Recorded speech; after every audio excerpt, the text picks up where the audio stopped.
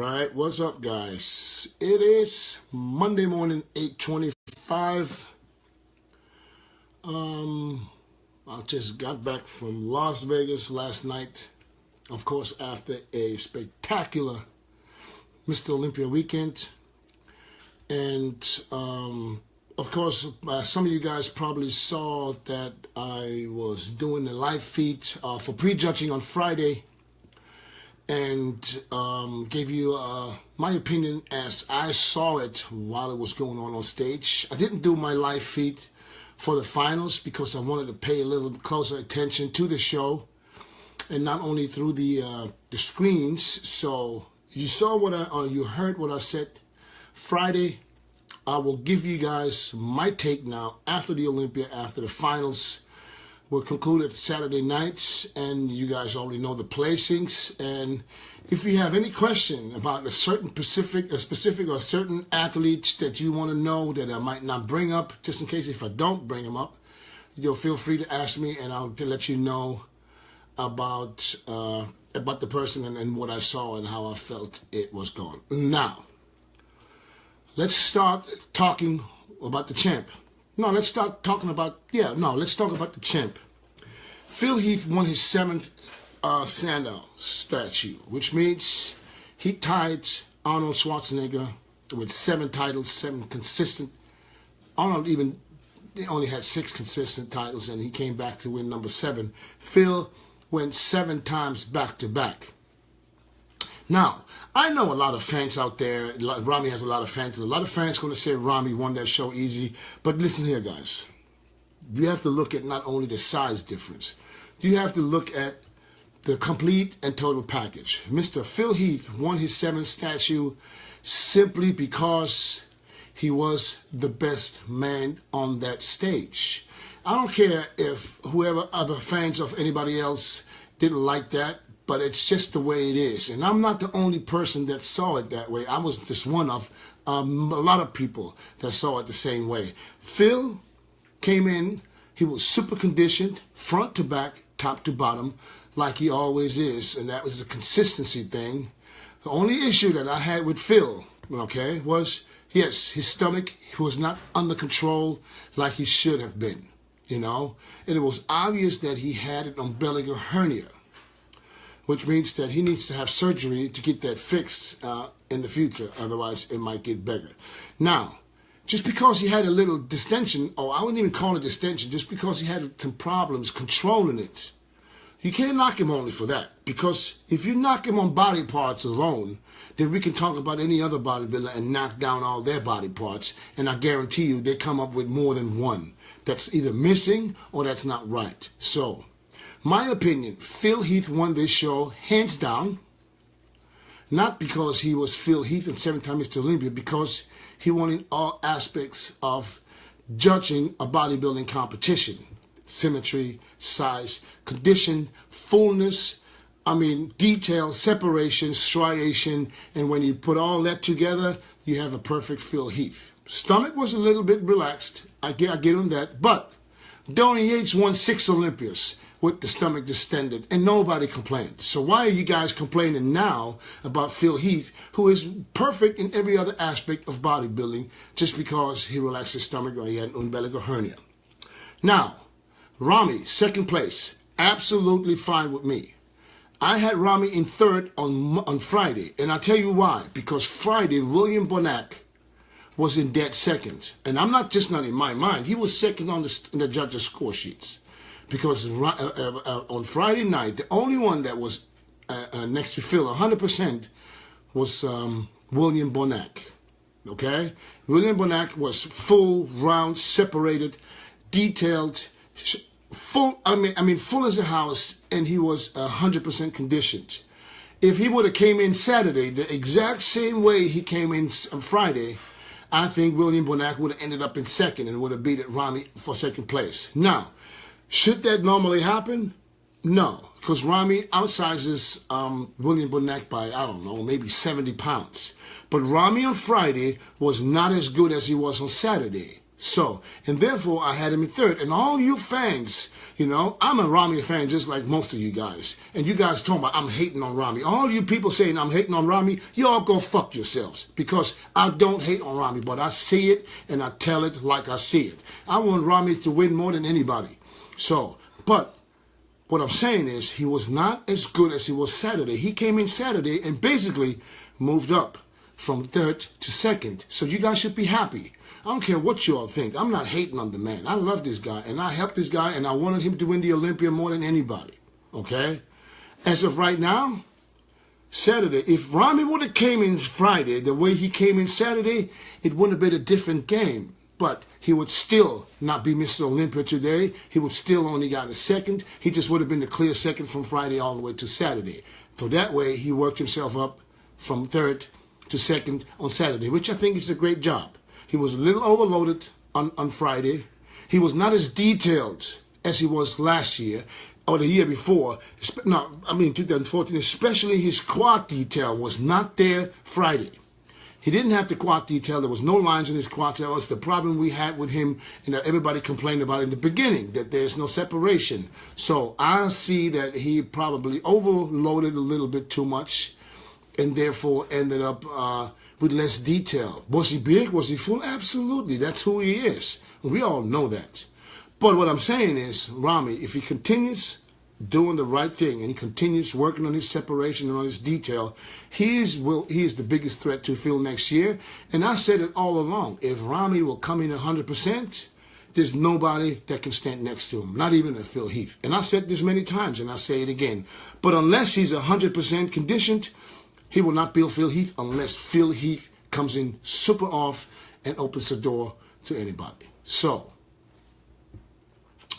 that's my take. So all you people talking all that shit on my Instagram, telling me I'm a fucking idiot because I hate on Ramy, you fucking idiots are just as stupid as you look, because that's so far away from the truth it's not even funny. Okay? But I'm not going to sit here and tell Ramy was 100% when he was not. Just like I don't say Phil was 100% when he was not, because 100% would have been with a super tight midsection, okay? The only one that was, for me, 100%, that was William Bonac on Friday night. Saturday, not so much. He was still good enough to place third, which is great for William, because he came out of the top 15 into the top 8 to the top 5, and now he's top 3. What else can you ask for somebody that's 3 inches shorter than the next tallest one? Okay, so that's my take on Ramy. He needs to come in more conditioned. He needs to stop worrying about size and about how big he can be. He is the biggest guy. He will always be the biggest guy. If he brings the condition, he will be an unbeatable guy, like it or not. So now all you haters, or tell all the people that calling me haters, stop that bullshit, because I'm hating on nobody. I'm just giving you my honest opinion, and nobody can tell me I can't speak my mind. William Bonac, for me, was the surprise. Not the surprise at the show. Like I said, was the breakthrough for William Bonac. He made himself known to the world as a threat to anybody. Even though he's shorter than everybody, he has the most complete package in my eyes. His height probably holds him back just a little bit. But what he put on his frame and what he does with his size and with his muscle and the condition is nothing short of amazing. I'm very proud of Bonac for placing third, and I think that he can set his size. He can set his sight on next year coming in even better. Hopefully, I don't think it's going to be much better than Friday, but if he can repeat Friday on both days, he will be a shoe-in for second, or anybody, or even, who knows, even first when the door is open. Fourth place, Dexter Jackson. Everybody was knocking Dexter Jackson on Friday. I don't understand why. I've seen a good Dexter Jackson on Friday, and I've seen an even better Dexter Jackson on Saturday. The guy's 48 years old. When he comes to condition, when it comes to graininess, Dexter had it all. You know what I mean? He's 48 years old. Don't expect Dexter to look like he's 20. But when you look at his body, I don't see anything more than 30 years on this body, and I don't care what nobody says. If they would have put Dexter in that call-out next to Phil in between Ramy, wouldn't nobody complain either. You can't just go by size. Who's bigger is better. That's so far away from the truth. Because if that would have been the case, I would have probably had a few Mr. Olympias. Well, no, I wouldn't, because Roelly was always winning. But I probably would have been higher than fourth. So Dexter was the Dexter. The Dexter that we expected. You know what I mean? Yes, he's 48 years old. It's not going to be. He's not going to get big enough to pass by Rami and Phil at this point in time. But he's still a top 5 competitor, and he's still doing it big, and he's still doing it well. And I'd like to see Dexter keep competing. I like Dexter, brother. Keep your head up. You did not disappoint anybody. You probably disappointed yourself because you expected a little more. But I'll tell you this, Dex, keep your head up, because you don't have anything to hide from anybody. You're up there with 48 years old, kicking everybody's ass but two or three guys. So there's nothing for you to be even ashamed about, or there's nothing for you to even stick your head into the sand. Come on back, go do the tour, do the Prague and the Barcelona, the Arnold, and just get back to what you do. And because we know a lot of guys after this, they peaked on Saturday, or for them that was their peak. And now it's the hardest part is now going into the tour and trying to repeat the condition, or trying to hold on to it, which most people can't do. But we know Dexter will be able to do that, and might even look better coming this next weekend. So that's my take on the top 4. 5th place, Shawn Rhoden. Shawn Rhoden for me was probably the biggest disappointment. And I'm not saying this because he looked like shit, because he didn't. He looked great, but he just wasn't Shawn Rhoden. But that's what I expected in my predictions, that Shawn will not be the Shawn of last year or the years before, because he did have a broken jaw at the beginning of the year. His mouth was wired shut, and he wasn't able to eat, so he had lost all his size, or a lot of it. And he had to basically, after he was cleared back to training, he was basically he had to go back and catch all his weight back and get it in shape at the same time, which clearly did a great job.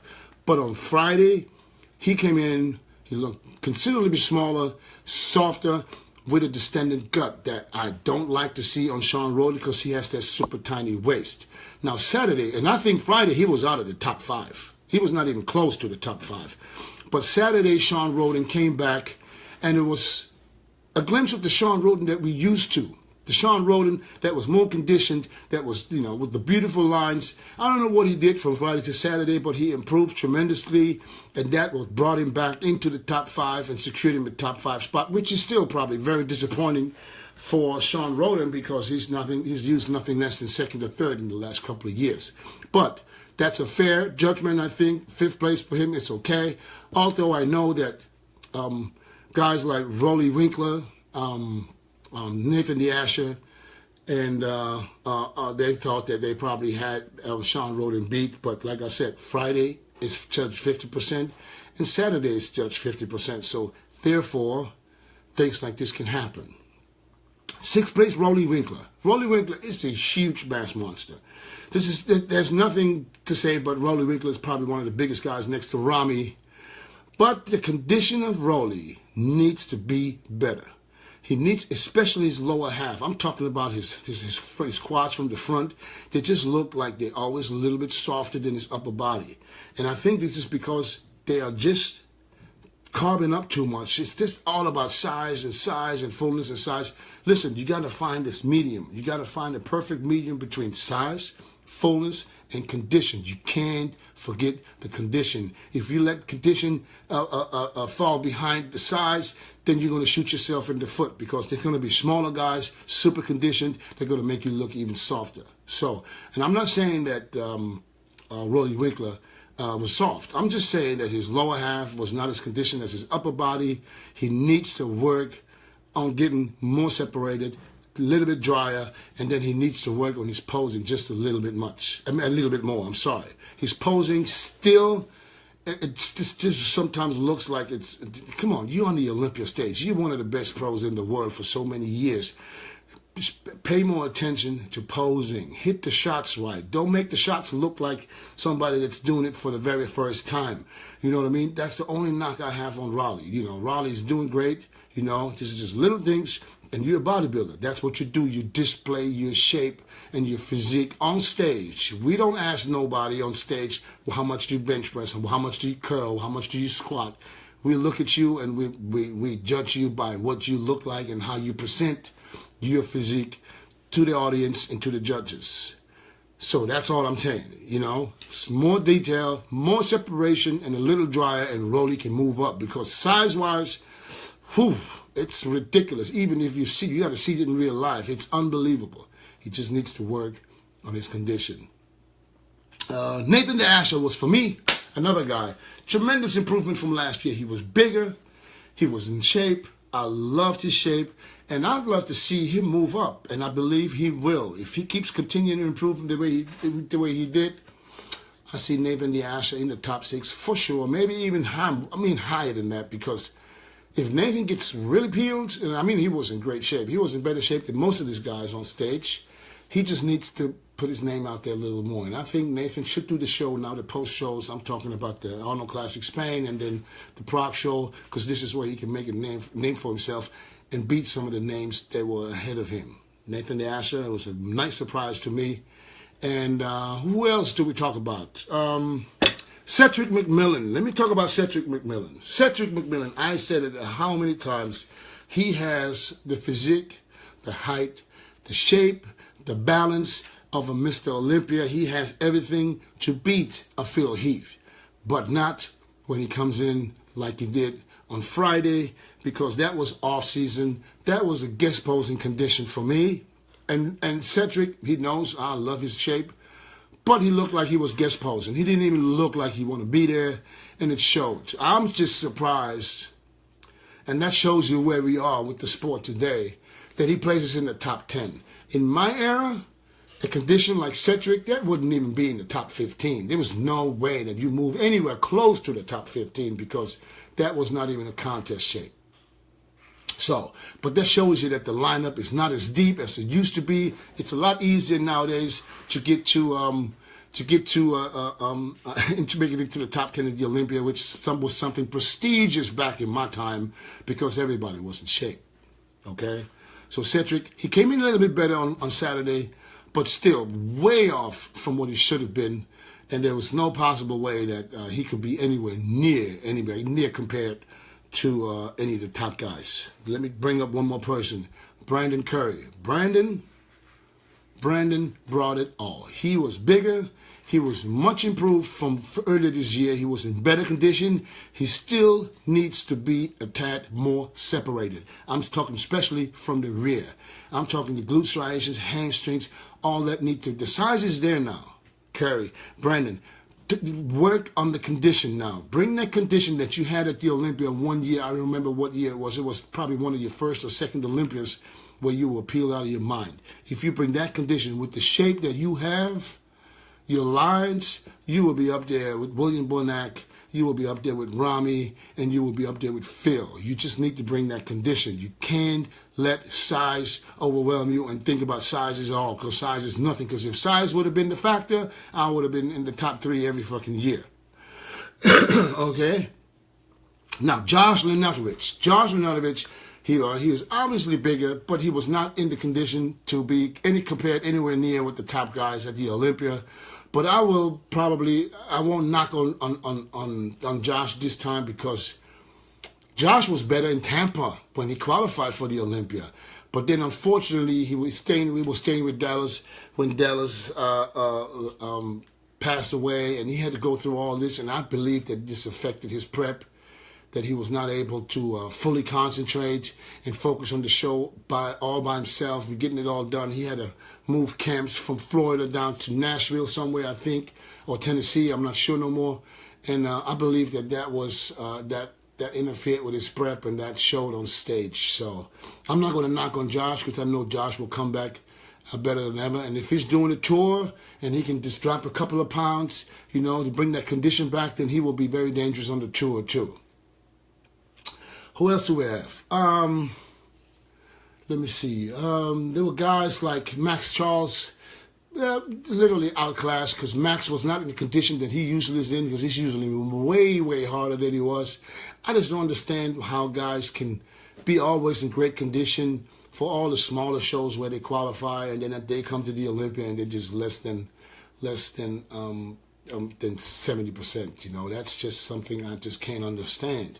But you know, there might be a reason for Max not to come in the condition that he usually is in, because maybe, who knows, maybe he got sick, maybe he just did too many shows, maybe his body just didn't respond anymore. So you know, but you know, it showed he was out of the top 10. Who else was out of the top 10? Oh, there's a guy that didn't make the top 10 that I believe, condition-wise, he was one of the best conditioned guys on that stage, and he deserved to be in the top 10 instead of Cedric McMillan, in my opinion, and that is this guy, Lucas Osladil, or whatever his name was, I'm sorry. Peeled. I mean, conditions. So was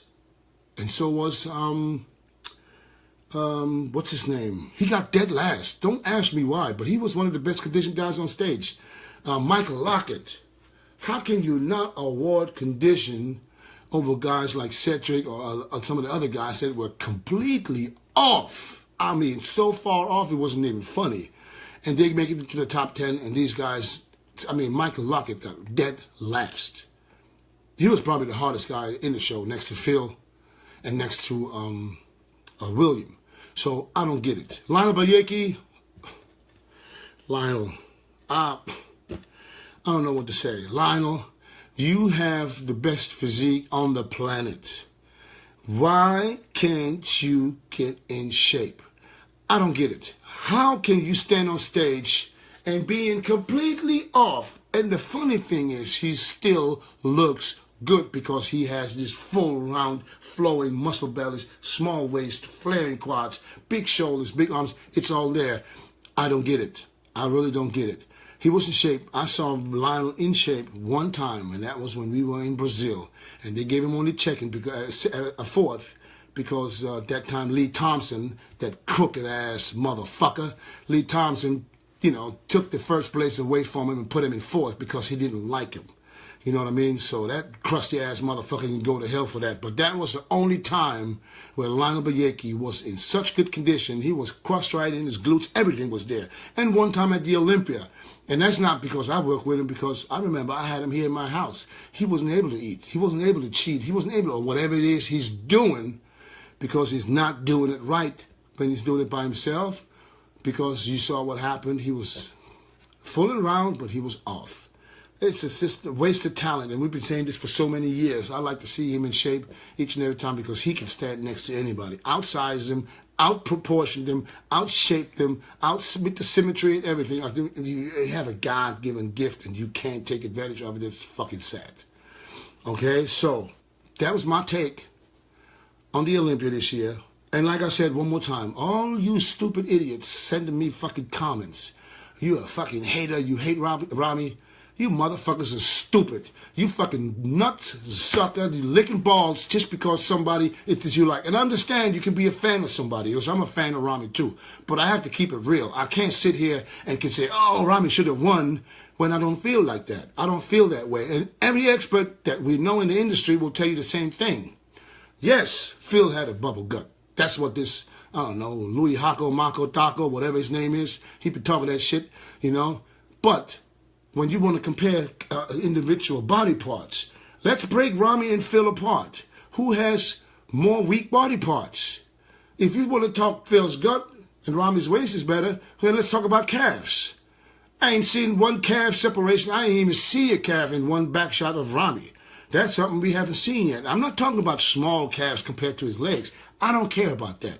His squats are so big, his calves will always look small. But there's no calf in there. It looks like it's just a balloon. There's no separation. Rami needs to work on that. And if it brings that together, then he's complete and perfect. And a perfect Rami in perfect condition is unfucking beatable. Like it or not. So don't call me a hater when I'm not hating. I'm just giving you my honest opinion. I'm trying to tell you guys what I see, because I was right there. Most of you dumb idiots talking all that shit were on the fucking computer, where everybody looks great on the screen. But that's a different ball game when you sit in front of the audience and you look at these guys next to each other, all right? And there's always a difference. This is the funny part. There's a difference between seeing it live and seeing pictures later, because pictures lie. People always say pictures don't lie. Your pictures do lie, because you can take a picture where somebody's fully tense and flexed and somebody's not quite in the shot yet. And then you post that and you make the other person look bad. So you all go on with the bullshit, you know what I mean? Unless you were there and unless you know what you're looking at, because most of you nut huggers don't even know what you're looking at. You guys just fucking root for one person and you don't care about anybody else. And that's not the way you should judge a bodybuilding show. Simple as that. If that would have been the case, why you guys, Ramy didn't win? Why you guys think that Bonac didn't win? Because Phil was just that much better, like it or not. I'm not going to lie. He was just that much better. Condition-wise, Ramy wasn't close to Phil. The only one that was right there with the condition was William Bonac. William Bonac is just a little bit too short, so then he structurally is not as good as Phil. That's what knocked William out of the top two, because Ramy sized him on Saturday and condition was very similar, you know what I mean? And therefore they flip-flopped places Saturday, and Bonac went to third and Ramy got into second. I'm totally happy with that result, and I believe that this will be enough motivation for Ramy to think about nothing else this year but work on his separation, work on his detail, and stop fucking trying to get bigger, because you don't need to be bigger. All you need to do is just fine-tune what you have. We've been waiting for this for how many years, and we haven't seen it yet. But I tell you guys, if he comes in 100%, I don't care if everybody else is 110, they will not stand a chance next to Ramy, okay? Now, let me see. Let me take some questions. So, have you any questions? I'll eat while I'm talking to you. 2018 can be Ramy's year if Ramy does it right. Because they could really repeat what he had this year.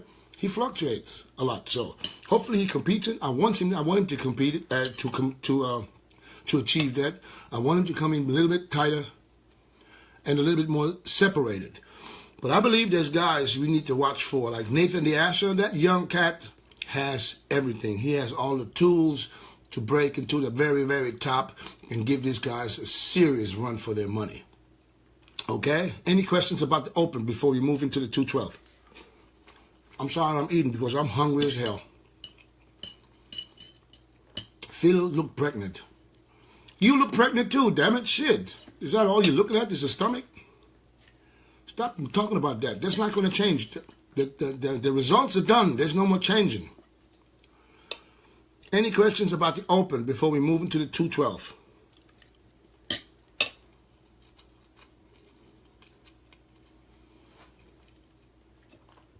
Okay. You need to take Ramy. Okay, no, that's not happening. Okay. 212?